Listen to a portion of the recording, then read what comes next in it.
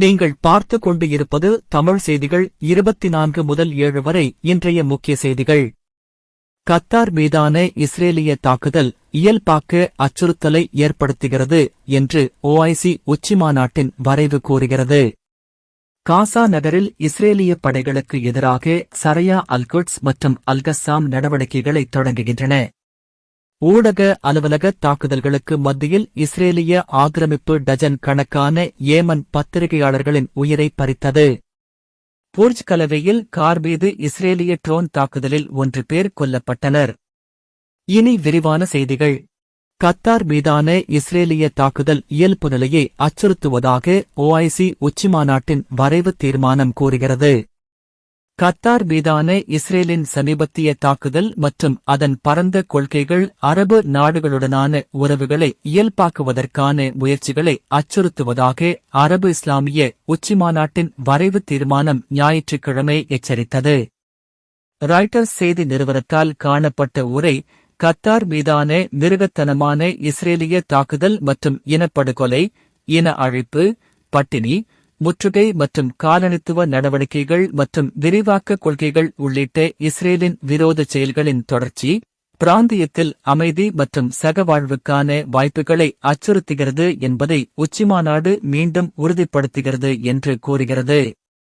தற்போதைய ஒப்பந்தங்கள் மற்றும் எதிர்கால ஒப்பந்தங்கள் உட்பட இஸ்ரேலுடனான உறவுகளை இயல்பாக்கும் பாதையில் அடையப்பட்ட அனைத்தையும் இந்த நடவடிக்கைகள் ஆபத்தில் ஆழ்த்துகின்றன என்று அறிக்கை மேலும் கூறுகிறது.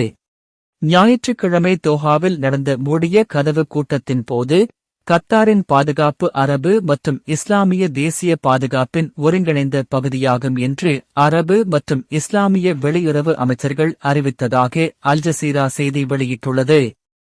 கத்தார் மீதான இஸ்ரேலிய தாக்குதல் குறித்து விவாதிக்கப்படும் ஒரு அசாதாரண அரபு இஸ்லாமிய உச்சி மாநாடு திங்கட்கிழமை நடைபெறவுள்ளது.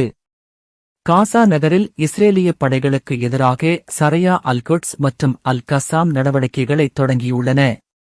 இஸ்லாமிய ஜிஹாத் இயக்கத்தின் ஆயுதப் பிரிவான சரையா அல்-குட்ஸ் சனிக்கிழமை காசா நகரத்தின் ஷேக் ரத்வான் பகுதியில் உள்ள அல்-யாசிஜி மண்டபத்திற்கு அருகே நடந்த ஊடுருவலின் போது வெடிக்கும் சாதனம் மூலம் இஸ்ரேலிய மெர்காவா தொட்டியை அழித்ததாக கூறியது.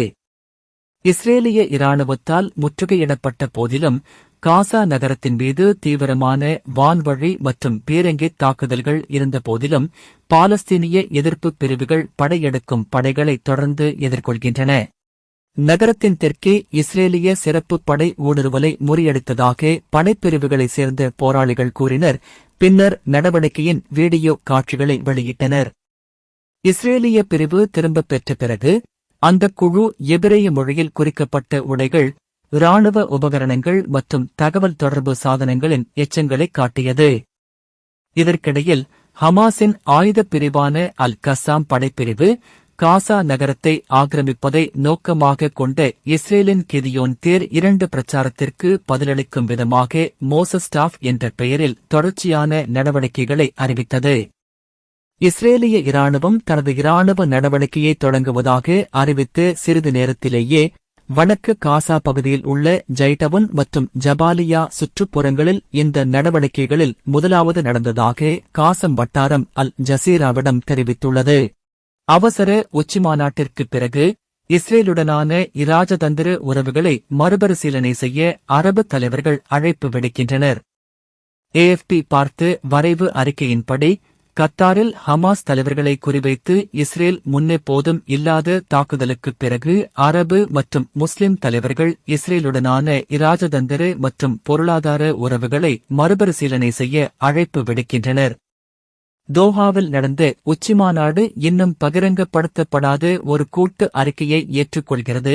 ஆனால் AFP பார்த்த வரைவில் பாலஸ்தீன மக்களுக்கு எதிரான இஸ்ரேலின் நடவடிக்கைகளை தொடராமல் தடுக்க அனைத்து சாத்தியமான சட்ட மற்றும் பயனுள்ள நடவடிக்கைகளையும் எடுக்குமாறு அனைத்து நாடுகளுக்கும் அழைப்பு விடுக்கிறது. அதில் அதனுடனான இராஜதந்திர மற்றும் பொருளாதார உறவுகளை மறுபரிசீலனை செய்வது மற்றும் அதற்கு எதிராக சட்ட நடவடிக்கைகளை தொடங்குவது ஆகியவை அடங்கும்.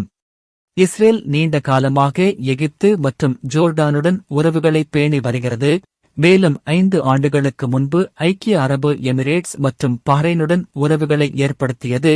அதே நேரத்தில் சவுதி அரேபியாவுடனும் சமீபத்தில் சிரியாவுடனும் கூட அதன் உறவுகளை விரிவுபடுத்த தள்ளியுள்ளது.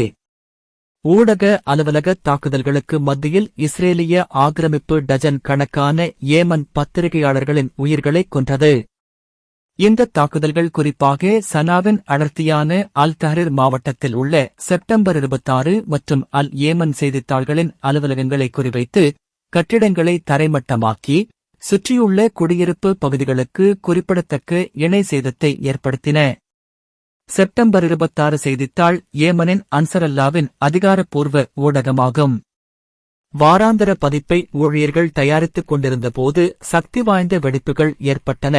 இதன் விளைவாக பொதுமக்கள், பத்திரிகையாளர்கள் மற்றும் பெண்கள் மற்றும் குழந்தைகள் உட்பட பிற குடியிருப்பாளர்கள் பெரும் இழப்பை சந்தித்தனர்.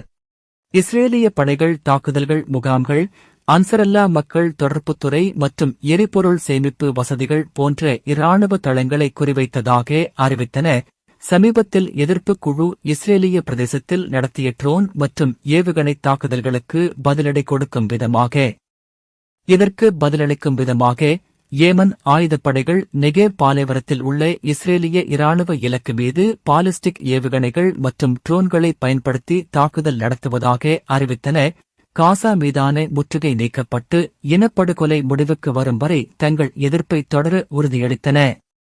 புர்ஜ் கலவையில் கார் மீது இஸ்ரேலிய ட்ரோன் தாக்குதலில் 1 பேர் கொல்லப்பட்டனர்.